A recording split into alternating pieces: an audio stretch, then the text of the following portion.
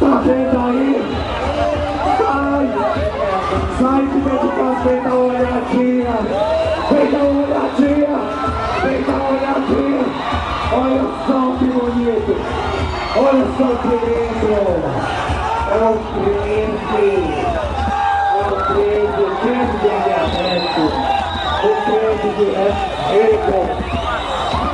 Vem dar só uma olhadinha, olha aí por a janela, pode olhar, não paga nada não.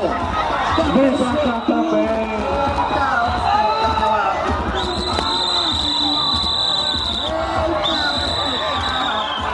Levanta a bateria aí, o 13, levanta a bateria, levanta a bateria.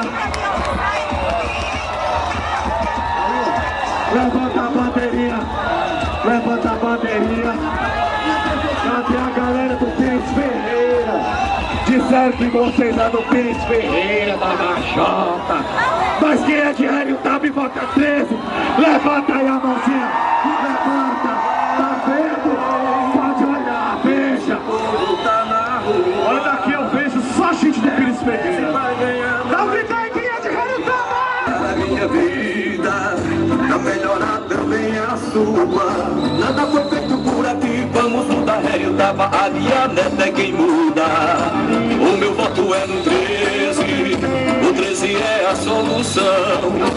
A minha neta com pouquinho, para o povo, muita fé no coração. Essa dupla é que dura, ele é parada do nosso duro de roer.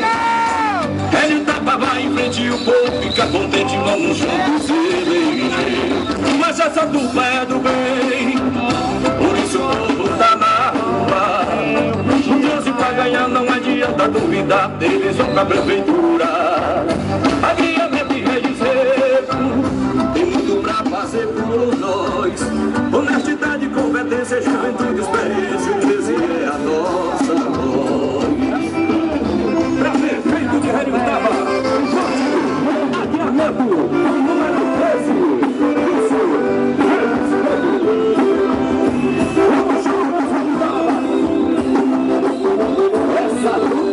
É do bem.